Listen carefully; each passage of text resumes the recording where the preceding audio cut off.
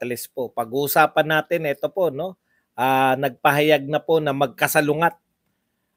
Ito ng pahayag, ito pong si VP Sara Duterte at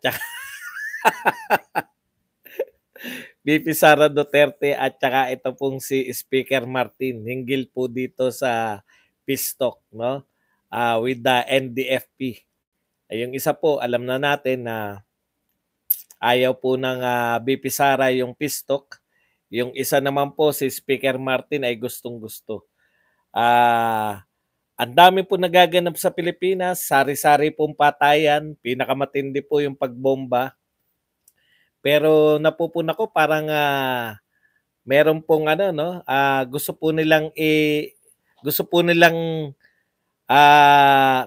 anong tawag dito, yung wag pansinin, yung natin, yung wala lang, baliwalain yun, no? Yun yung right term. Bakit parang binabaliwala natin?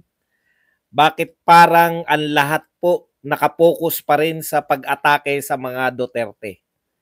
Yan po mga pag-uusapan natin, pero bago yan, kung bago ka pa lang dito sa ating channel, mag-subscribe ka na. Dahil ito lang ang tayong channel na may kinikilingan, may pinapanigan, una sa balita, huli sa impormasyon. Kaya ano pang hinihintay nyo? Pindot na, okay. Mamaya na ako manunood sa Congress. Kinakailangan muna nating mairaos to kasi mamaya laos na itong balita na to.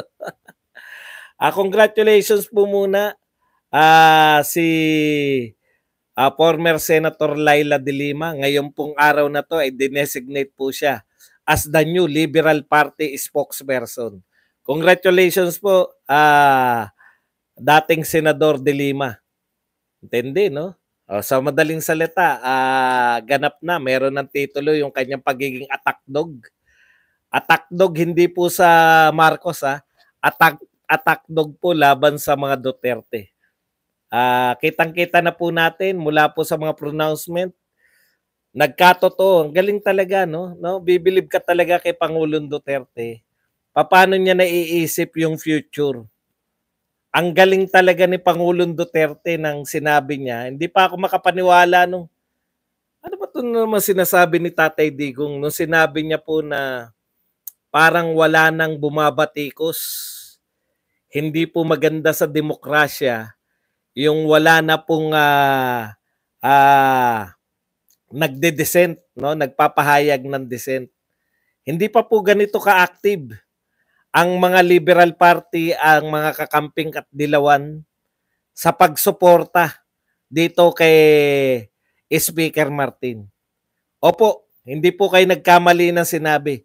Si Speaker Martin po ang sinabi ko, hindi po si Pangulong Marcos. Mukhang si Speaker Martin yung siya po ang mukha ngayon ng gobyerno eh. Hindi na po, wala eh. Siyempre, mauunawaan natin. Mamaya na natin ibabalita yung gabi para naman may konting yung susuriin po rin natin yan. Okay. So sa makatuwid mga kapatid, ang nagaganap po ngayon, Duterte, kalaban na lang. Mamamaya na lang po ang kakampi ng mga Duterte. Ito po ang masakit sa atin no? Instead po na dito ako nasasaktan Yung parang normalidad na lang yan. Na mawawala na, huwag na tayong humingi pare-pareho ng katarungan. Nung una nasisyak pa tayo yung kay Lapid, yung una yung si Percy Lapid. Tapos yung governor, si governor, di ba? Na binaril din si governor. Anong pangalan nun? Governor, yung asawa ni Janice. Okay. Tapos, very shocking pa rin po yung habang nagbo-broadcast, binaril po yung isang DJ. At shock rin po tayong lahat nung pong yung sa bus, Victory Liner, binanan lang, no? Sunod-sunod, no? Tapos, eto pong sa Mindanao, sa MSU, dito po ako takantaka sa mga media, pati po media no.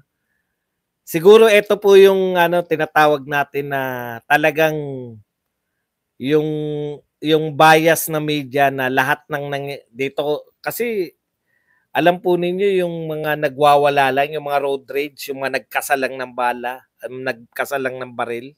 Ilang araw natin tinatalakay, no? Pero pag ang involved po sa Mindanao, palibasa hindi po mga taga Mindanao tong mga karamihan ng mga pinuno ngayon. Nakita nyo po. Kagaganap lang po niyan ng linggo. Martes pa lang po ngayon. Halos wala na po halos hindi na po pinag-uusapan sa dyaryo.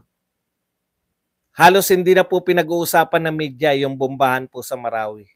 Balik na naman po sa atake sa Duterte. SMNI, Duterteng tatay, Duterteng anak. Diyan po nakasentro eh. Parang wala pong ibang problema ang Pilipinas. Tandaan niyo po itong panahon na to. Nasa kabila po ng lahat ng problema natin, security, sa kabila po ng peace and security po, malaki po problema natin. Dina-downplay po nila lahat.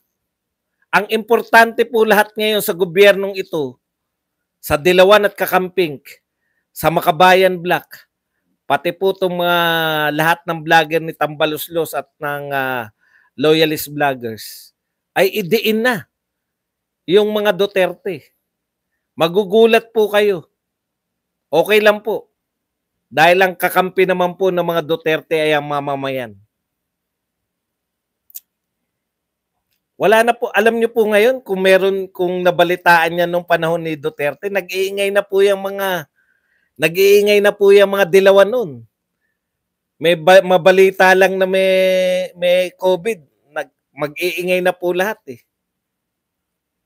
Ngayon po panay atake lang po sa Duterte. Si Laila de Lima po atake lang din sa Duterte. Grabe po mga atake ngayon. Pati nga po yung sa MSU na bombahan. May mga dito po sa Twitter, hindi ko po alam kung paano po yan nakakalusot sa mga Twitter na inilulusot po nila yung ang mga Duterte po ang may kagagawan na naman. Pati po Lord of all drug lords. Yan po sinabi ni Trillanes ngayon. Ang Lord of all drug lords daw ay si Pangulong Duterte. Ang tanong lang, may naniniwala pa ba sa inyo? Pagdating po siya, grabe no, ang lakas nilang no? Ang lakas po nilang mag-akusa. Parang ang sinasabi nila, kaya hindi nalutas yung problema ng droga dahil si Duterte talaga ang kakampi ng mga. Grabe yung twist na ginagawa niyo sa mga tao.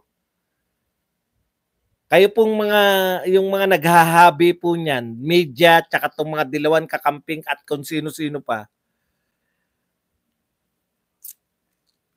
Grabe po yung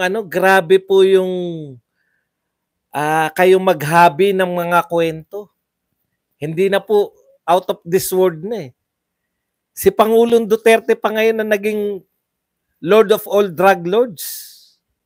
Talaga po.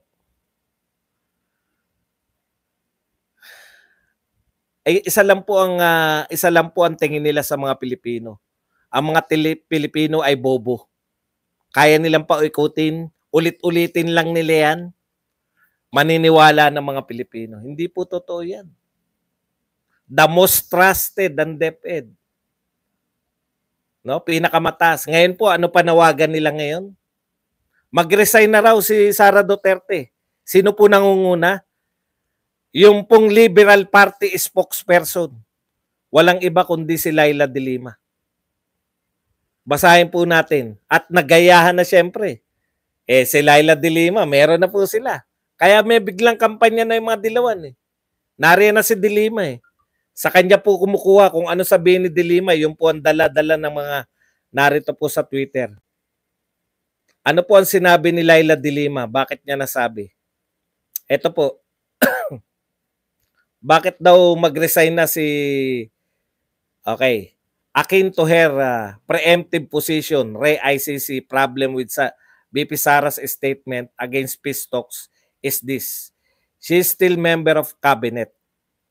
Peace talks is not within the core competence of her portfolio as DepEd Secretary. Okay. She should resign as DepEd Secretary if she keeps on publicly opposing PBBM's cabinet policy decision that have nothing to do with DepEd. She cannot eat cake and keep it too. She can only go on criticizing BBM's policies if she is no longer member of cabinet and speaks only as BP. Alam mo, Laila de Lima, makontra na kita, no? Ganyan kayo manlin lang eh. Ipinauunawa ko po sa inyo na si BP Sara Duterte, hindi lang po Vice President, hindi lang po siya DepEd Secretary. Siya po ay Vice Chairman, Co-Vice Chairman ng NTF-ELCAC. Yung sinasabi mo na hindi peace talk is not within the core competence of her portfolio, kalokohan po yan. Kasama po yung kasama po yung peace talk sa kapangyarihan ng NTF-ELCAC. Kasi po, ang kahulugan po ng NTF-ELCAC ay National Task Force to End Local Communist Armed Conflict. Siguro naman, wala na pong mas malinaw. Vice Chairman po, huwag niyo pong linlangin yung mga tao na dapat daw hindi nagsasalita dahil dahil siya ay DepEd Secretary. Siya po ay kasalukuyang Vice Chairman ng NTF-ELCAC. Baka po nakakalimutan lang natin. At sa tingin nila sa NTF-ELCAC, magtuloy-tuloy lang, no? Magtuloy-tuloy lang po yung programang ito. Ponduhan lang ng pamahalaan ay malapit na po. Mismo po yung Pangulong Marcos nagsabi na matatapos na ngayon. Di ko alam kung NTF-ELCAC o si Pangulong Marcos, matatapos na within this year. Yung problema natin sa insurgency. Bakit po kinakailangan pa nating makipagpisto kung wala naman na... AFP po sinabi, wala na pong aktibong guerrilla front. Bakit po hindi na lang ituloy-tuloy yung epektibong ginagawa ng NTF-ELCAC? Ang tsorya ko dyan, no? Ito po paulit-ulit ko na sinasabi, ayaw po nila dahil ang NTF-ELCAC po ay masyadong identified sa dating presidente. Identified po masyado na Tatak Duterte yung NTF-ELCAC. Oo nga naman, pag nagtagumpay nga naman yung NTF-ELCAC, dahil Tatak Duterte yan, ang makikinabang po niyan, siyempre yung Duterte, hindi po yung Romualdez. Yun lang naman po yan. Posisyonan po to. Huwag po niyong ipagkamali na ang mga nagaganap na to ay wala pong kinalaman na ito po ay perperaso. Nagpoposisyonan po ngayon para pagkiklaim ng glory balang araw, para pagtakbo, alam na. Di ba? Very busy. Okay. Puntahan na natin to. Tung ano po yung mga talagang ito po ay bangga. Ang maganda po dito sa banggaan na to ni BP Sara at saka ni Speaker Martin. Hindi lang po to simpleng pagalingan lang po ng tokis. No? Ito po, totoo po ang pinagdidebatihan dito ay mga totoong programa. O, dalawa na po, ICC at pro-ICC at mga anti-war on drugs. Pili po kayo. Sino po ang gusto ninyo? Yung grupo po nagsusulong ng maka-ICC sila, galit sila sa war on drugs? O yung grupo ng mga Duterte na nagsusulong ng war on drugs, na nagsulong ng war on drugs. At dahil matagumpay ang war on drugs, sila po ngayon ang gustong litisin. Dahil nagtagumpay sila. Hindi naman po tagumpay na tagumpay. Kung itutuloy-tuloy lang, papunta na po sa tagumpay. Ngayon, eto na naman po. Pistok. Pakinggan po natin. Kayo po mamili, taong bayan, kung sino po sa tingin ninyo yung tunay na may katwiran pagdating po sa pistok. No? Nakasalalay po rito yung tutunguhin ng Pilipinas. Pag nagkamali po kayo rito, yari. Asa na? Nawala. Nawala yata. Teka lang ha.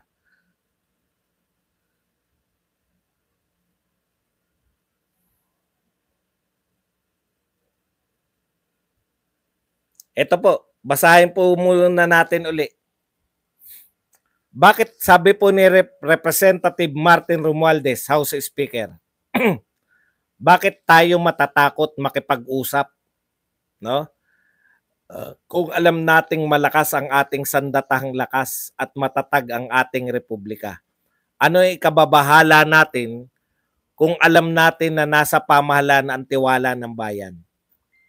Tama na ang digmaan, pagod na ang ating mamamayan sa kaguluhan, bigyan natin ng pagkakataon ng kapayapaan. Gandang pakinggan, no? Ibig mo sabihin, Speaker Martin, walang nakaisip niyan, no? Tapatin na kita. Wag na muna tayo magpaligoy-ligoy na. Hindi po pwedeng, hindi po nagsimula kay Ferdinand Bongbong Marcos Jr. ang kasaysayan ng Pilipinas eh. May mga nauna na pong presidente na nakipagpistok. At tanong ko sa iyo, ang ganda kasing pakinggan eh, sa totoo lang po. Tama na ang digmaan. Pagod na ang ating mamamayan sa kaguluhan. Bigyan natin ng pagkakataon ng kapayapaan. Ang ganda po eh. Wala pong tututol sa sinabi nyo eh. Real talk po yan. Ang tanong ko lang po, si Cory po ba nakipagpistok sa grupo na yan? Grabe po, nung nakipagpistok po si Cory, pinalaya po si Joe Masison. Nakalaya po si Joe Masison. At mga iba pa pong leader. Pagkatapos po, nagtagumpay po ba? Natin po ba natin yung kapayapaan na sinasabi nyo? Nakipagpistok po sila. Wag po tayong Ginoong Speaker. Wag po tayong yung parang ngayon lang po magkakapistok. Si President Ramos po, nakipagpistok din. Natapos po ba yung pakikipaglaban? Hindi na po ba nakipaglaban yung mga grupo na yan sa pamahalaan nung nakipagpistok si Ramos? Si Erap din po nakipagpistok. Gloria Macapagal nakipagpistok. Noynoy Aquino nakipagpistok. Ganon din po si Pangulong Duterte. In fact, pinakamatindi po sa pistok ni Pangulong Duterte. May binigyan pa sila ng 3 posisyon. 3 cabinet position ang binigay sa kanila.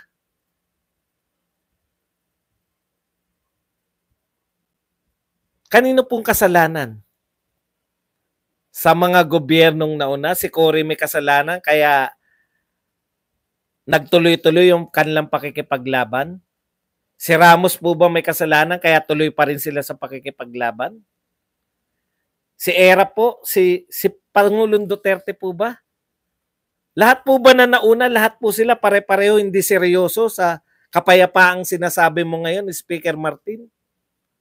Ibig mo sabihin, ang nakaunang nakaisip na makikipagpistok etong gobyernong ito? Talaga? Kayo ang unang nakaisip na makipagpistok dito sa NDFP? Wala pang iba? Wala pa nagtatangkabang iba?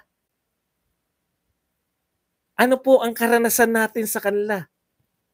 Sinabi po ba nila, no? Natawa naman ako kay Mr. Cheese.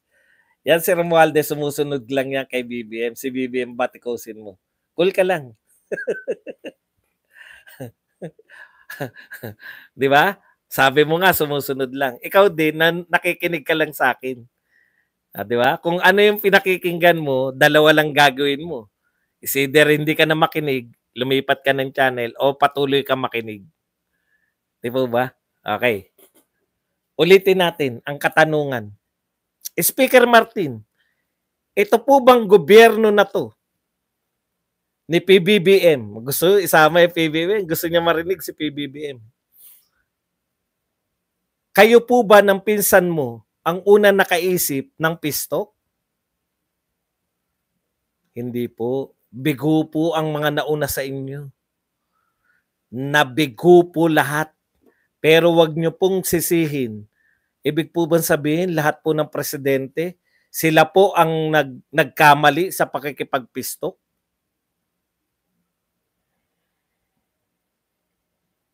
Sila po ba lahat ang nagkamali sa kanilang pakikipagpistok?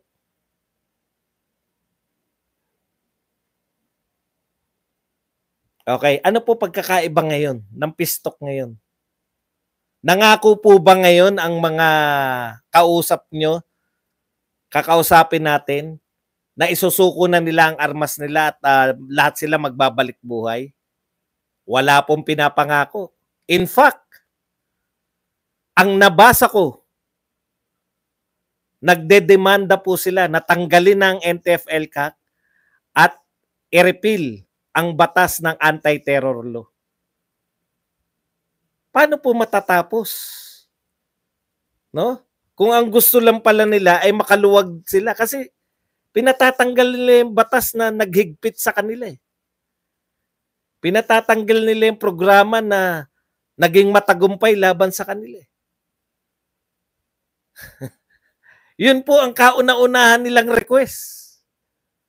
Kaya nga nagsabi si Secretary Galvez, dating General Galvez, wag po kayo magdemanda muna na kung ano-ano. Kung gusto natin ng kapayapaan. Ano po, matuto dapat tayo eh. Yung mga dating rebelde na nasa matatasang posisyon, napakinggan na po natin yan, paulit-ulit sila. Ano po ang ginagamit nila? Para magpakalakas muli. Peace talk. Usapang pangkapayapaan. Malaya na po sila na lakbay-lakbay sa buong Pilipinas. Nako-consolidate nila yung kanilang mga kasama. Yan po ang posisyon ni Sara Duterte. Ito po, Mr. President, the government statement on NDFP in Oslo was an agreement with the devil. Napatunayan na natin sa kasaysayan na hindi sila seryoso at wala silang sinseridad sa usaping pangkapayapaan. Gagamitin nila itong peace negotiation sa pagtraidor sa pamahalaan at panlilinlang sa taong bayan. We appeal to your power to review this proclamation and agreements. O yan po, dalawa po yan. Mamimili po kayo.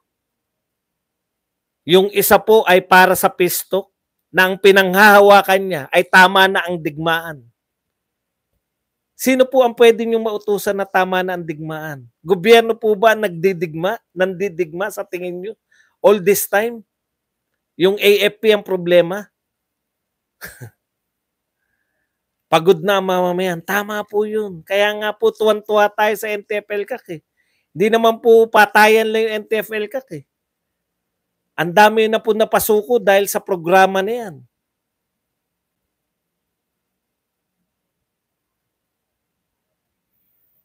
Pagod na tayo.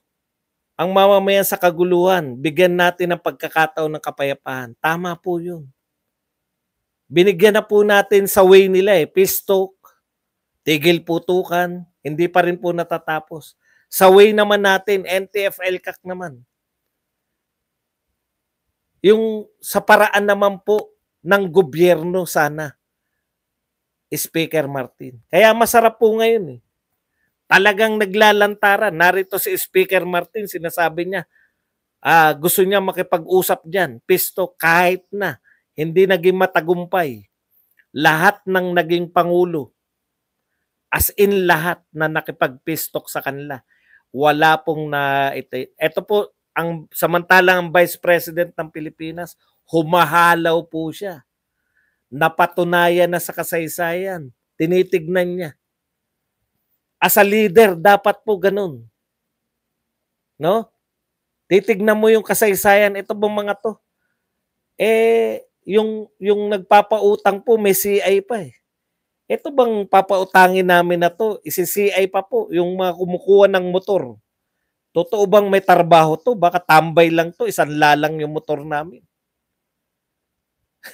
Sa atin parang, magtiwala lang tayo dyan. Yun po ba?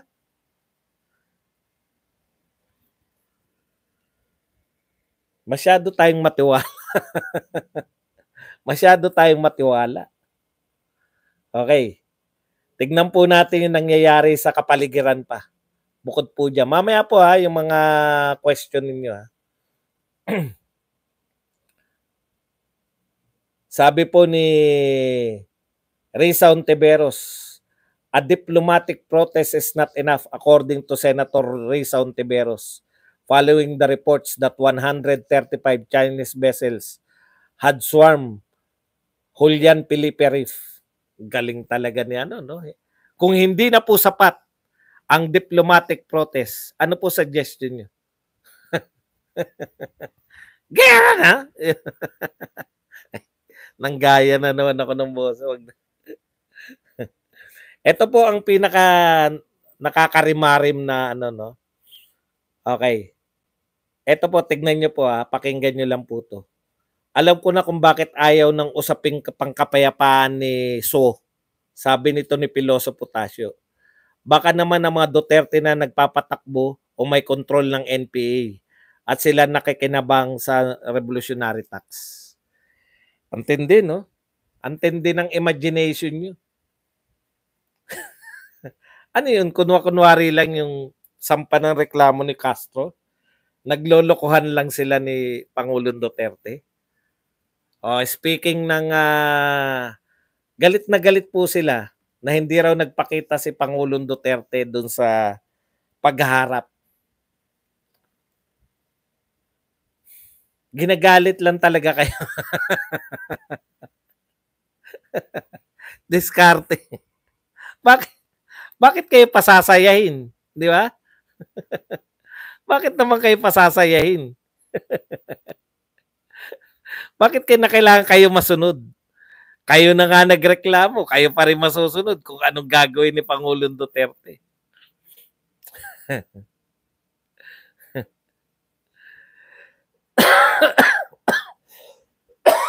Pero ang latest po dyan, ganito po. Ang latest dyan ay si Pangulong Duterte po, opisyal na pahayag ng kanyang mga abogado, hindi po nila natanggap yung subpoena. So hindi natanggap, pero meron pong abogado doon na nagpakilala na sila ay abogado ni Pangulong Duterte. Ngayon lang po natanggap. So after 10 days. Okay.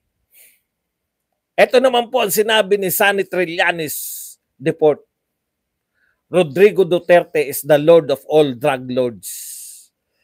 Ang tanong naman namin sa iyo, dating senador, Sonny Trillanes, may naniniwala pa ba sa inyo? Sabi naman ni Rodolfo Medrano, peace talk with the rebels is the best way in finding a long-lasting solution to end the ongoing communist insurgency. Butangeras public criticisms of Blemblong's domestic policy in running the country is tantamount to questioning his authority. Uniteam is officially dead. Hindi, no? Ang nagdedeklara po ng mga Uniteam is officially dead. Alam ko to si Rodolfo Medrano, kakamping kaya to eh. Tignan lang.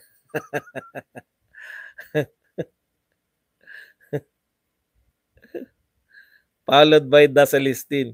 Kita mo? Mga kakamping to. Mga rappler ang mga pinopromote eh. Kakamping na po ang nagdedeklara ngayon. Wala naman kami problema dyan. Kung feeling nyo talaga, kayo na yung ka-unit team.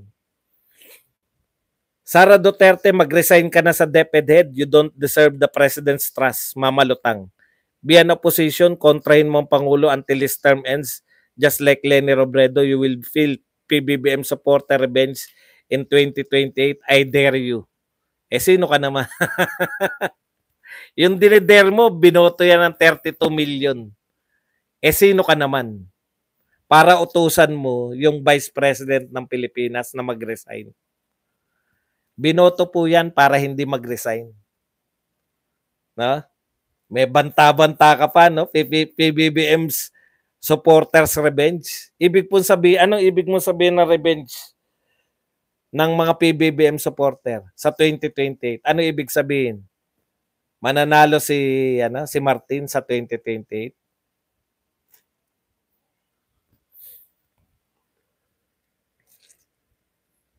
Okay.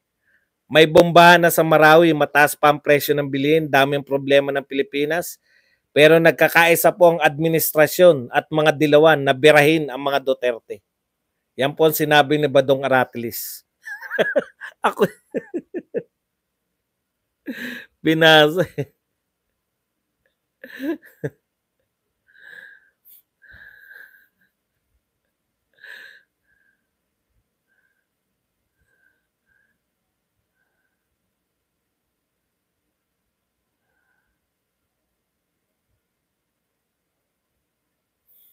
Ayaw ni So nung usaping kapayapaan. Bakit kaya? Baka mawala na siya ng Intel at Confi Fund. Baka mawala ng Confi at Intel Fund si Baste. Piloso Potasio, wala, tinanggal na.